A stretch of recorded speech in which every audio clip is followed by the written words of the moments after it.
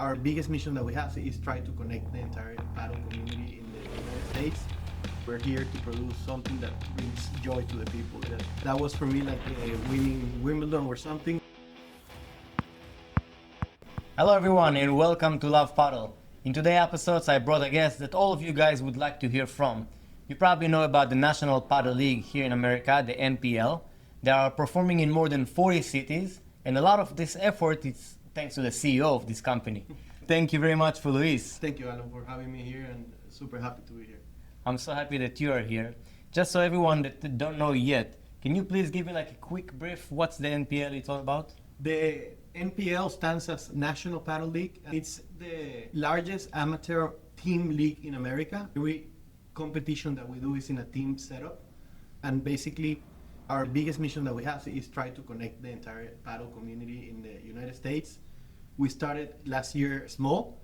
It's basically, uniting the community, being a big part of the paddle ecosystem in America, and providing a fair, fun competition to all types of paddle players from 14 years old to 80 plus, and all the categories, not just the top level, but all the categories. So someone like me right now that I consider... You're top, right? I'm top. No, I'm considered like intermediate. Intermediate. There's room for us. There is room for everyone. So the way we're structured is that we have 8 categories, 4 categories in the women's side and 4 categories in the men's side, from advanced, high intermediate, and development. These 4 categories split into teams that are composed of 6 players at least, because every time you play a match, you play against 6 other players, meaning 3 doubles. Yep. Or you can have subs throughout the season. So teams range from 6 players to 12 usually.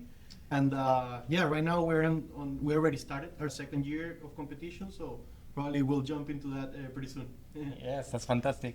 And what brought you to become the CEO of National Padel League? That's a good question. So I come originally from Venezuela. I came to the United States to play tennis on a full scholarship in New Mexico State University, a Division I school. That led me to continue playing tennis after I graduated, and I played professionally for 3 years and obtained a special talent green card here in the United States. That made me stay here. That was for me like winning Wimbledon or something, and decided to stay in America and do my career here. Venezuela was going through a rough period, as it still is, but at that moment it was extremely rough, so I decided to do my life here in America. The first step was I did a master's degree in the University of Miami in sport administration, which led me to be working in tennis and other sports, but I jumped into a corporate America job right after. That was back in 2017. Did finance for 3 years, then did a little bit of real estate, but in the meantime I met paddle as a player, got hooked like most of us, and as soon as I started competing and getting better in the sport, I got more passionate about it and saw the opportunity that we had in America, because the sport here was extremely young at that moment. There was probably 10 clubs overall in the entire nation. I saw an opportunity, so I started jumping into paddle slowly but steady to become part of the USPA in different committees. That led me to the head coach of the men's national team in 2023. It's when I like to say that my life got transformed. Having that big responsibility changed my life and made me be in paddle full time. After that, I had an experience working for Blue Paddle, the brand, for a year and a half as a commercial lead in the East Coast. And a year ago, Racket 360, who is the fund that owns National Padel League, called me to revamp the National Padel League and actually try to make it national. So that's when I jumped in with NPL as the CEO. So we're glad that you made it in there, and we're glad to see your effort, because last year it's the effort of where the NPL is like kicking in, basically. It's like pushing up very, very Correct. high right now. And I believe that a lot of it is thanks to your effort, and now understanding that you have also an academic experience and you studied this sport, it's very promising. I see NPL keep growing, and right now I think you said that you are in 40 cities? Yes, so last year it was, the first thing we did was, how do I transform this into a niche league that was played mostly in South Florida into something that goes beyond South Florida. So first thing I did was call the USPA, brought them a business plan and told them the idea that I had for the league. They endorsed me, which was extremely positive for not just me and the league, but for the entire ecosystem, because now the players that are not seeing a possibility to compete in the high level competitions. That's what mostly was offered at the moment, Right. had an opportunity and make it national. And that obviously pushed us to launch in the first season, which was last fall. Last fall, we managed to beating all the projections that I had in any business plan presented to the board. Managed to get 1,800 players that participated in the league. That's a lot. A lot, from 36 cities, if I'm correct. That's what led us to where we are today. So I started this basically myself and two other people helping me with the marketing, and today we are 14 people working behind NPL. We keep on growing. The demand, it's tremendous. I feel like I haven't stopped one day since I started. Yeah. But now we're sitting in our second season that is just beginning, the spring 2026. That league just closed with 2,100 players, so we jumped probably a little bit, not as much as people would think if you think there are over 100,000 players playing in America, but it was a tremendous jump from last season. And most importantly, and what I think I like to call wins, is that we jumped from 36 cities to 42. So we opened up more spaces to continue that growth, and I think it's going to continue on that path. From your experience, what people right now around the world, not just in America, getting wrong about the growth and the potential of paddle? I don't like to call it misunderstanding, but there is a lot of new people jumping into what is a new industry, which is paddle. Paddle is new basically in the entire world. It was a niche sport that was played mostly in Argentina, Spain, and some other countries. 5 years ago, and especially after COVID, exploded.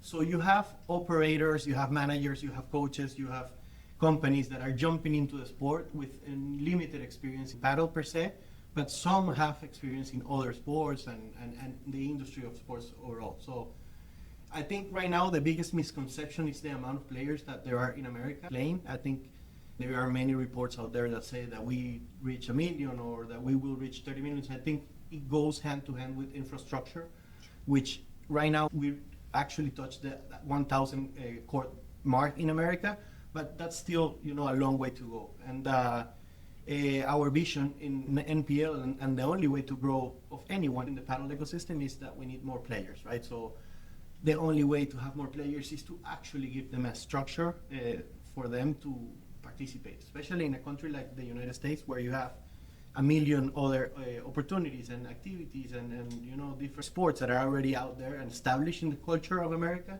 And that's the second misconception, is how far we are from getting into the American culture still. So the sport is predominantly played by foreign people or people that come from the Hispanic background or European background, but we haven't still breaking into the American market yet. We are steadily doing steps towards that, and I think the NPL brings a lot of that because it's part of the culture, the team setup, competing against each other, representing your club, your city, is part of what many other sports offer. But yeah, it takes time, and it's a natural cycle that I think the USPA is doing a tremendous job in trying to achieve. But it takes time, and it takes good operators and good clubs and more clubs to open in order to have more people participating. So the NPL is playing a major role right now in the growth of this ecosystem. The fact that the United States Padel Association is trying to help you guys to grow because it's very official. In order to play in the NPL, you must be registered in the USPA. Yes, that's correct. So obviously we took not the risk, because I think we were blessed enough for them to trust us, but to participate in the NPL, you need to be an active member of the USPA, and I think that's the biggest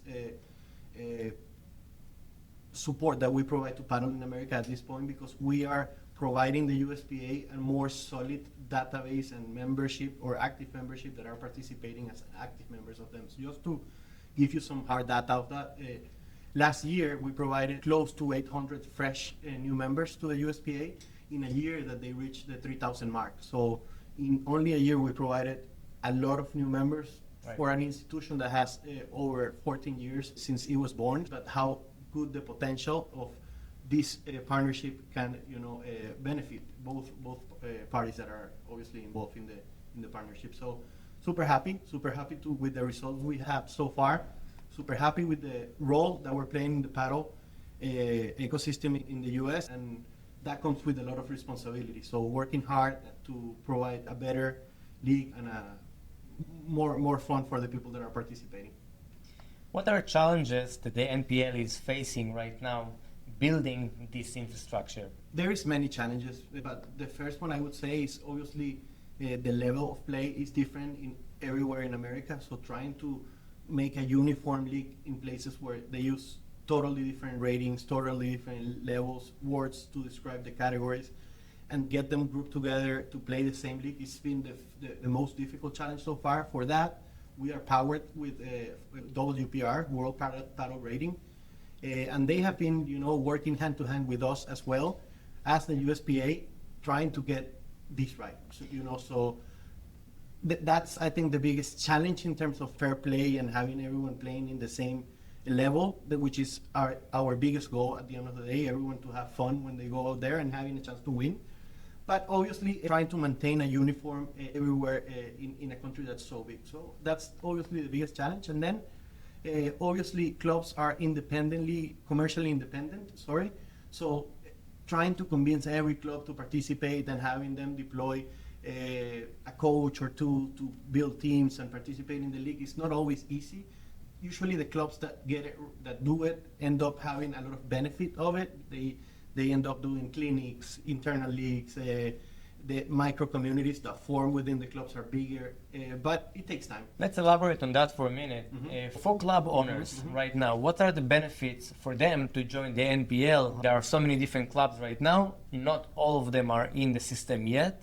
What are the benefits or what are the challenges you're facing with onboarding new clubs?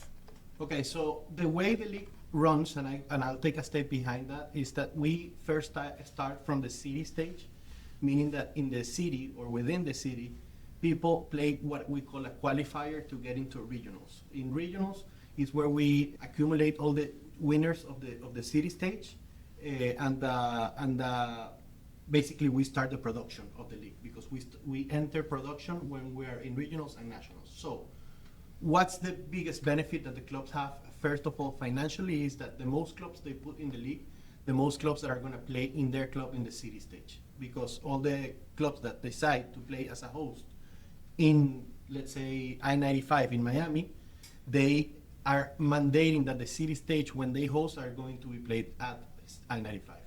So that's the first plus, a natural plus. And then it comes along with the different things that you can build from within the clubs. So clinics, specific clinics that they do for those teams to prepare them and try and win the matches. Having coaches traveling to the regionals or to the tournaments with the entire community. I've seen people in Philadelphia, for example, Viva Paddle does NPL Tuesdays, Thursdays to prepare the teams, and then they have a coach that travels with the entire community. That happens also in Kraken, in Dallas, in many other places that are taking this step and using NPL as a booster for their program. So that's something that I think clubs benefit a lot from. When do you see, from your perspective, the role of sponsorships and big money from the outside? Because in any other sports, what sustains the sport is sponsorship. It's key. The people that coming for the events and the audience, that's a portion. And the sponsorship, sometimes it's a bigger portion. When do you believe in paddle will start see this bigger sponsorship going down to the level of the regionals and benefit like the individual small players? That's extremely important. And any business plan in sports runs and operates with sponsorships in mind in any level. So that's something that I think it doesn't come easy. The United States has 1 million competitions and 1 million entertainment activities happening basically on every weekend basis. But I think you have to provide the numbers, right? If you have a league that has 2,000 players, consistent players that come every semester and repeat it, and you are in 37 cities, brands are going to come. Last year, we had the support of Delta as a main sponsor, and most likely New are coming soon for this one. We are seeing a positive impact from first season to second in terms of how brands are seeing us and how brands are receiving us as well, which makes me think that this is only the beginning in terms of sponsorship. And I'm sure that if you, as a product, not just NPL, in any paddle world, you actually have the numbers to back up what you are trying to get from the brands are going to come naturally because you have something to offer. So from your perspective, again, what separates a sustainable project, sustainable club, from all of those different projects that just keep rising up, try to ride the hype? I truly believe that the ones that work isolated and that work thinking that they can everything on themselves, meaning building the community, doing the lessons, getting the clients, will suffer more than the ones that integrate with the broader ecosystem. I think everyone plays an important role. We depend on club owners building clubs, so there is more players competing, right? That's obviously natural, but I think everyone plays an important role, and the more we work together as an industry, young industry that we are right now with only a few players that are actually doing many things within the sport, the more together we are, the better it's going to be for the future. Now, how do you become sustainable out of a club? Well, there is other variables that are in there, meaning location, where are you located, what type of program are you offering in that location, right? What type of coaching do you have for that program that you're offering in that location? It's not the same a place where you're gonna have, and I will mention an example, Bradenton in Florida, where the land is much cheaper than Miami. Probably you're gonna have a much more junior academy and building of higher community, so you can put a lot of people in the court. Here, you can rent an hour for $150, $200 in some scenarios, so you just want to fill the court. So it depends on the business model, but I think understanding where you're located, understanding what you want to offer, and then making an actual plan to support that is the key to the crumble. If you open the club and then start thinking about programs, about coaching, about how I'm going to make the money, then you're on a bad spot, which happens a lot. So your perspective is very much community. Like what you're talking about right now, it's not just how to win the next games of how to close this next month, it's how to build a community that will last for many, many years. But how do you balance it in a very competitive environment of you creating right now the competitions of the paddle while sustaining and building sustainable communities? I think the USPA plays a big role in being a fair judge in terms of what's good or bad for the ecosystem and trying to support that, initiative or program or project, depending on what it is. But, competition is fair. Competition happens in all the industries, and it's okay that people compete their way or the other way. But if we see the bigger picture right now, paddle is not consolidated, in my opinion, for the long run in America. So we play a big part in making sure that becomes an industry that's consolidated for the long run. If we don't come together, if we don't if we don't work together, it's going to be hard. Yeah. You mentioned earlier the involvement of the World Padel Rating, the WPR. How do you basically reporting to the WPR the level of each players? Is that something that you guys are doing? Right now, the way the country is set up, WPR is the official rating of the USPA for the long run. So they are going to be the official rating of all the sanctioned tournaments that the USPA puts out there. But that doesn't mean that all the players have a rating, right? So I have a ton of new players that come in with no ratings, and basically you have to do a lot of hard work in contacting the clubs, making sure they are on the right rating. But I think it's the base that we're building in order to have a solid database, and that so that the algorithm can actually read what's going on. What we do for them is simple. They are powering us with help and support to make sure that rating is as solid and strong as possible for everyone. And we are providing with new players and a lot of data, meaning matches and different clubs. And the idea is to have a solid ecosystem at the end of the day in terms of rating, that everyone understands what their level is, like it happens in tennis or other sports. But we're so young and competition is so hard that we still haven't reached that uniform level yet. So I think that's the biggest asset that we provide to WPR, and the biggest asset they provide to us is structure. We have audience from around the world, different countries that right now listening to this episode, and they say, should I open a league in my own hometown if they don't have one? Would you recommend them doing it in their own town? Or is it too hard and you say you better not to do it right now? If they're ready not to sleep one day a week, yes. But I think it's extremely beautiful when I go to regionals and I see, teams with uniforms supporting with the families and everyone thanking you for the opportunity to become again a professional player, or for the first time they feel they're professionals. Everyone thinks they are LeBron James, but they are out there playing a regional or a national or a city stage. So that brings me a lot of joy, and I think we're building something special that, like you mentioned at the beginning, it's for the long run. It's not for tomorrow becoming rich or whatever. We are trying to do something that means something and that provides, value to the entire sports industry overall, but especially to paddle in America. So NPL has been growing organically, and Correct. from the amount of players we have in year one or season one, we can see the growth right now to season two. Where do you see NPL in 5 years from today? It comes hand to hand with the amount of players that keep on joining and the amount of courts that are building. But I see NPL putting solid 10,000 players per season in 5 years, which would tell you that we would be not just in 40, 50, 60 cities, but in a lot of presence within all of those cities, which is my final goal. And I think we will accomplish that. It takes time, it takes a lot of hard work and passion, but I think everyone that's involved right now in NPL, it's playing a big part in that and is passionate enough to make this happen. Also, NPL, and we haven't talked about this, we not just run the USA Team League, we also run a corporate league that's run only in South Florida right now, but we will expand to other cities pretty soon. We are announcing that in the following months, and I'll come back here with you so we can talk about the corporate league. But I have a lot of hope in that one, and I think it has a great potential. And also, we work in different tailor-made paddle events through Paddle Concierge, which is a part of NPL.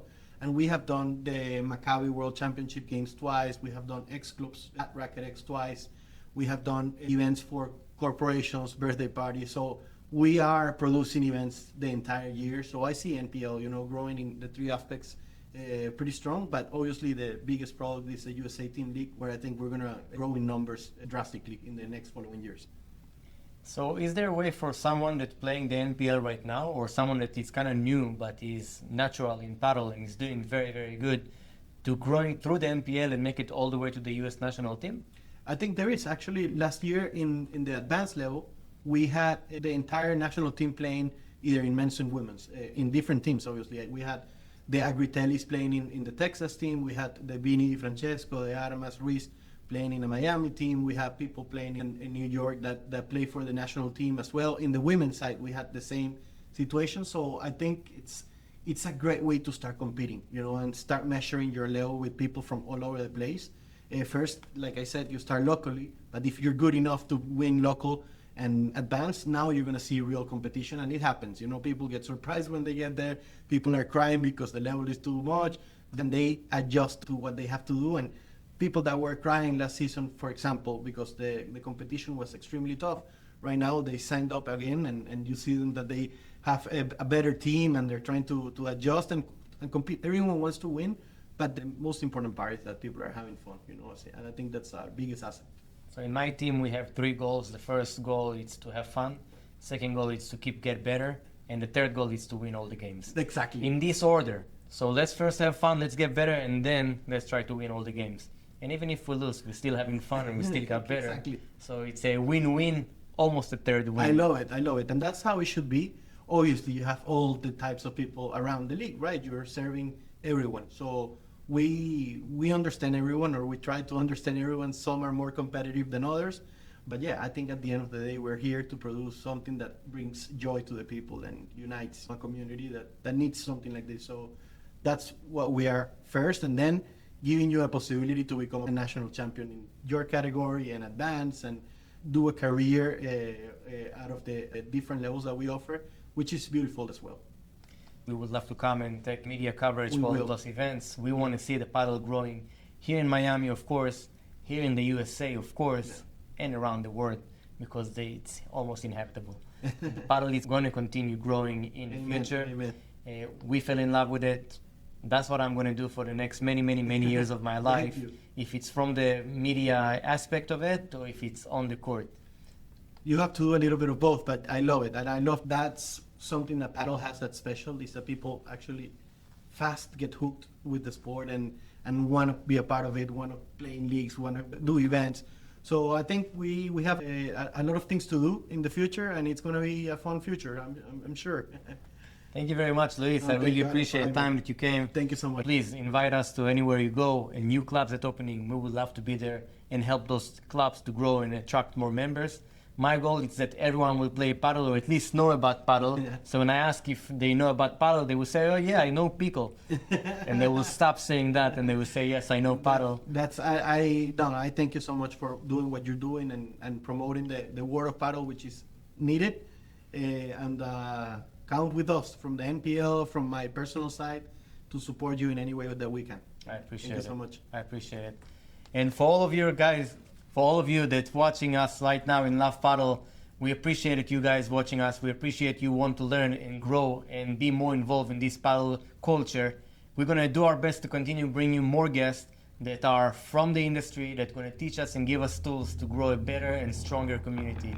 So I'll see you here next time, or I'll see you at the court.